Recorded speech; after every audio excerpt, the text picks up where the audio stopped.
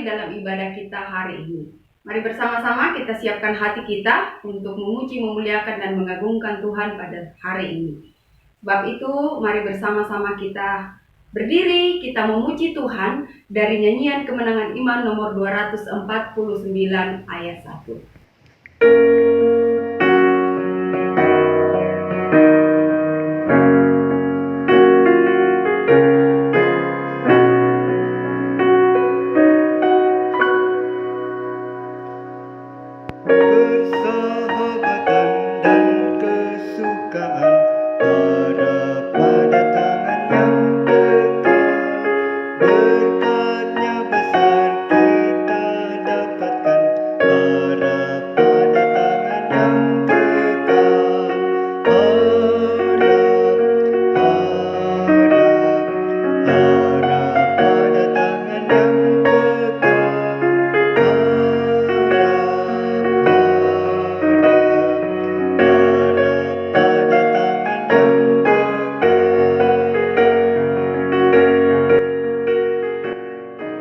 Bersama-sama kita masuk di dalam doa pembukaan saat ini.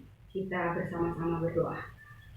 Bapa kami yang di sorga, Bapa yang kami sembah dalam Yesus Kristus, kepadamu ya Tuhan pada saat ini kami datang mengucap syukur untuk waktu dan kesempatan yang Tuhan berikan bagi kami untuk bersama-sama memuji, memuliakan nama Tuhan lewat ibadah penyembahan kami saat ini. Sebab itu ya Tuhan, ibadah kami dari awal, pertengahan, sampai selesainya, Tuhan bersama-sama dengan kami. Dan biarlah melalui ibadah kami saat ini, hanya nama-Mu yang dipuji, dimuliakan, dan ditinggikan. Kami datang mengucap syukur berdoa, hanya di dalam nama Tuhan Yesus. Haleluya. Amin. Mari bersama-sama saat ini kita akan mendengarkan persembahan pujian yang akan dibawakan oleh teman kita, Novan. Selamat menyaksikan.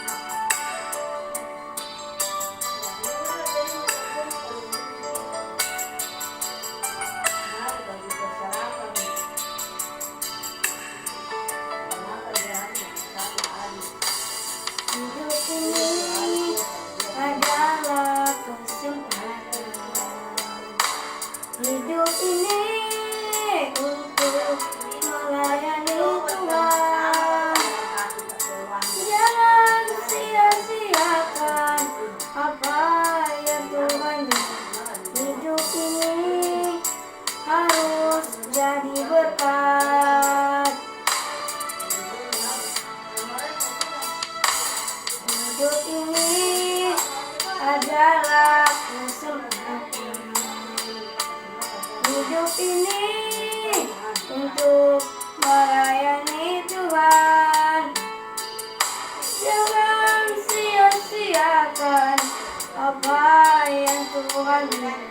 Hidup ini harus jadi berkat.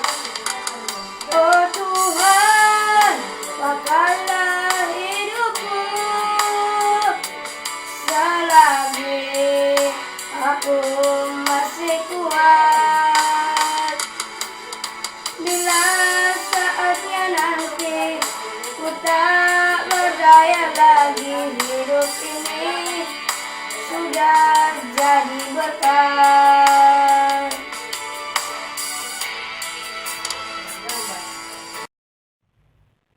Saat ini kita akan bersama-sama mendengarkan kebenaran firman Tuhan.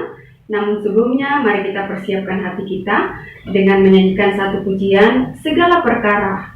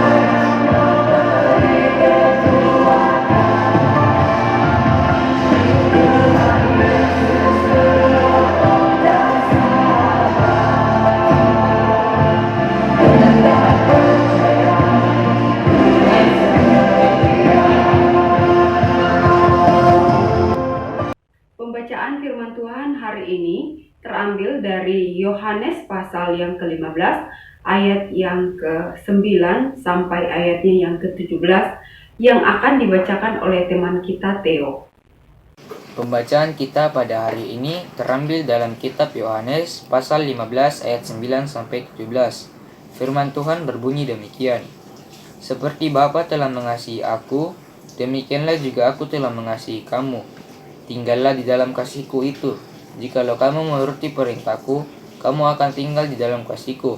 Seperti aku menuruti perintah Bapakku dan tinggal di dalam kasihnya. Semuanya itu kukatakan kepadamu, supaya sukacitaku ada di dalam kamu, dan sukacitamu menjadi penuh.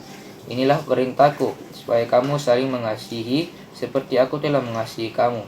Tidak ada kasih yang lebih besar daripada kasih seorang yang memberikan nyawanya untuk sahabat-sahabatnya. Kamu adalah sahabatku. Jikalau kamu berbuat apa yang kuperintahkan kepadamu, aku tidak menyebut kamu lagi hamba, sebab hamba tidak tahu apa yang diperbuat oleh tuannya. Tetapi aku menyebut kamu sahabat, karena aku telah memberitahukan kepada kamu segala sesuatu yang telah kudengar dari Bapakku. Bukan kamu yang memilih aku, tetapi akulah yang memilih kamu. Dan aku telah menetapkan kamu, supaya kamu pergi dan menghasilkan buah, dan buah itu tetap, supaya apa yang kamu minta kepada Bapa dalam namaku, diberikannya kepadamu. Inilah perintahku kepadamu, kasihlah seseorang akan yang lain. Sebelum kita mendengar firman Tuhan, mari bersama-sama kita berdoa. Mari kita berdoa. Tuhan Yesus yang baik, Tuhan yang selalu menjadi sahabat kami dan teman kami dalam situasi dan keadaan apapun. Saat ini ya Tuhan, hati kami terbuka untuk mau membaca, merenungkan akan firman Tuhan. Kami mohon Roh Kudus akan menguasai hati dan pikiran kami, sehingga waktu kami mendengar firman Tuhan, kami boleh mengerti dan boleh melakukannya di dalam kehidupan kami. Berkati hamba-Mu yang akan menyampaikan firman-Mu, berkati anak-anak kami yang berada di rumah yang akan mendengarkan firman-Mu. Dalam nama Yesus kami mengucap syukur dan berdoa. Amin. Dari pembacaan firman Tuhan yang telah dibacakan oleh teman kita tadi, saat ini kita akan merenungkan firman Tuhan dengan satu tema, yaitu kasih seorang sahabat. Dari tema yang akan kita bahas bersama-sama pada hari ini, ada beberapa hal yang akan kita belajar bersama-sama. Hal yang pertama yang kita belajar, menurut kalian, apa sih arti sahabat? Nah, teman-teman, anak-anakku sekalian, boleh menuliskan jawabannya ya di chat YouTube. Nanti Ibu Ida lihat ya. Jadi jangan lupa nontonnya, dan juga bisa menuliskan jawabannya di grup sekolah minggu. Nanti Ibu Ida akan baca di sana. Ibu Ida tunggu ya. Hal yang kedua yang akan kita belajar hari ini adalah Tuhan Yesus menyebut para pengikutnya sebagai sahabat. Apa maksudnya Tuhan Yesus menyebut para pengikutnya sebagai sahabat? Yang pertama, bahwa Yesus itu selalu berjalan bersama dengan kita. Yesus selalu berjalan bersama dengan kita. Kalau Yesus selalu berjalan bersama dengan kita, seharusnya kita tidak perlu khawatir, tidak perlu takut, tidak perlu tawar hati, karena Yesus selalu berjalan dengan kita. Nah, saat ini kita sedang menjalani masa-masa sulit. Saat ini COVID-19 masih ada di sekitar kita. Secara manusia pasti kita takut. Tapi ingat, kita tidak perlu takut. Karena apa? Yesus selalu berjalan bersama dengan kita.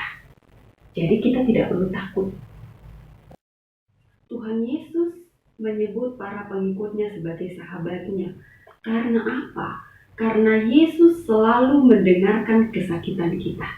Waktu kita sakit, Ia selalu berada bersama-sama dengan kita. Saya boleh memberi kesaksiannya pada saat saya sakit bersama dengan suami. Secara manusia saya mengeluh, saya marah sama Tuhan. Tetapi firman Tuhan hari ini mengingatkan kepada saya bahwa Yesus adalah sahabat kita. Di dalam sakit kita sekalipun, Ia selalu ada.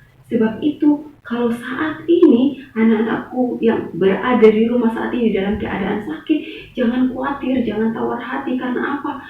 Tuhan merasakan apa yang engkau rasakan. Di dalam kesakitanmu, di dalam kelemahanmu, Ia selalu berada bersama-sama dengan kita. Seharusnya kita tidak boleh takut, kita tidak boleh khawatir, karena Dia selalu mendengarkan kesakitan kita, merasakan apa yang kita rasakan. Yesus itu adalah sahabat kita yang sejati. Karena apa? Yesus selalu ada di dalam kesepian kita.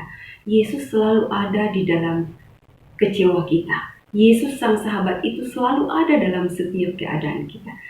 Kalau saya mau bertanya saat ini, anak-anakku yang berada di rumah, pernah tidak kecewa? Pernah tidak merasa kesepian? Pasti pernah kan? Kalau engkau pernah merasa kesepian, engkau pernah merasa kecewa. Ingat, Yesus itu adalah sahabat kita. Dia selalu di dalam kesepian kita. Waktu kita kecewa, Dia akan datang menghibur kita. Waktu kita merasa kesepian, Dia akan selalu ada bersama dengan kita. Dia selalu dekat dengan kita. Karena apa? Yesus adalah sang sahabat kita yang sejati. Hal yang ketiga yang akan kita belajar hari ini dari firman Tuhan yang sudah kita baca tadi bersama-sama, hal yang ketiga yang akan kita belajar adalah bila manakah Yesus menjadi sahabat kita? Jawabannya adalah yang pertama, pada saat kita tinggal di dalam Yesus. Kita hidup di dalam Yesus, kita percaya Dia sebagai Tuhan dan Juru Selamat kita secara pribadi. Saat itulah Yesus menjadi sahabat kita. Yang kedua, bila mana Yesus menjadi sahabat kita? Yang kedua adalah saat saya dan teman-teman anak-anakku yang berada di rumah melakukan apa yang Tuhan inginkan atau melakukan perintahnya di dalam kehidupan kita. Apa yang Tuhan perintahkan kepada kita? Tuhan perintahkan kepada kita untuk apa? Hidup sesuai dengan kehendak-Nya. Pertanyaannya sekarang, sudah tidak anak-anakku yang berada di rumah melakukan perintahnya? Sudah tidak hidup sesuai dengan kehendak-Nya? Waktu kita melakukan perintahnya, saat itulah kita menjadi sahabat Yesus. Mari bersama-sama kita berkomitmen, bertekad untuk melakukan apa yang Tuhan mau dalam kehidupan kita. Apa contohnya? Contohnya kita melakukan perintah Tuhan ketika kita taat kepada orang tua kita. Ketika kita menghormati orang tua kita. Ketika kita mau mengasihi orang tua kita dengan sepenuh dan segenap hati kita. Caranya bagaimana? Ya dengan membantu orang tua kita taat melakukan apa yang orang tua kita inginkan di dalam kehidupan kita. Mari kita bersama-sama melakukan perintah Tuhan di dalam kehidupan kita. Hidup sesuai dengan kehendak Tuhan. Setiap orang yang tinggal di dalam Kristus dan melakukan perintahnya, pasti dia akan menghasilkan buah.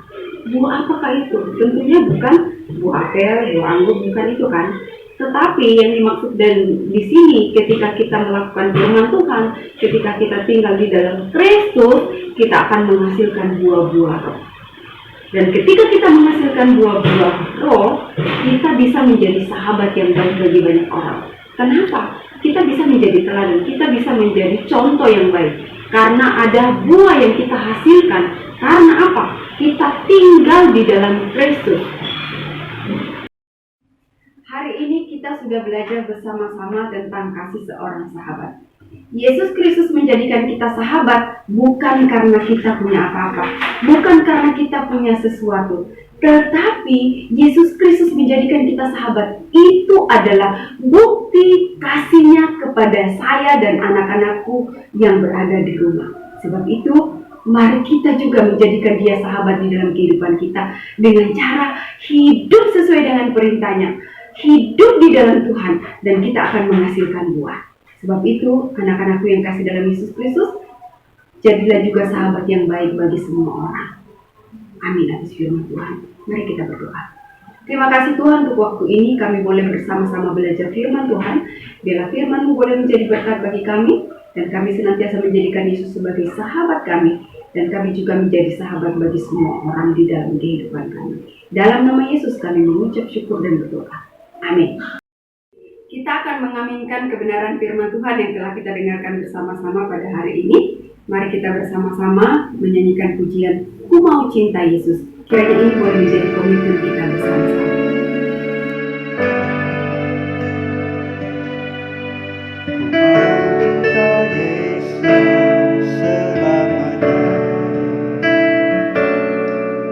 Ku mau cinta Yesus selamanya.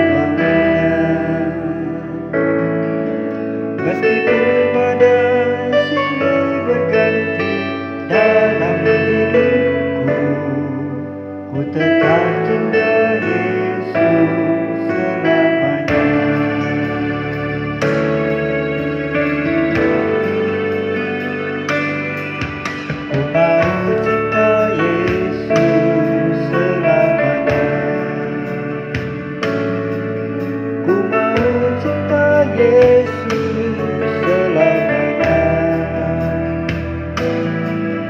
Meskipun badai silih berganti dalam hidupku, ku tetap cinta Yesus selamanya.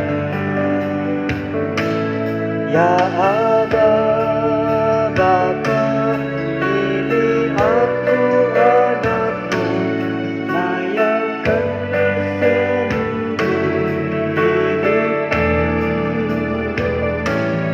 Ya Aba, Bapa, ini aku anakmu, pakailah sesuai dengan rencanamu.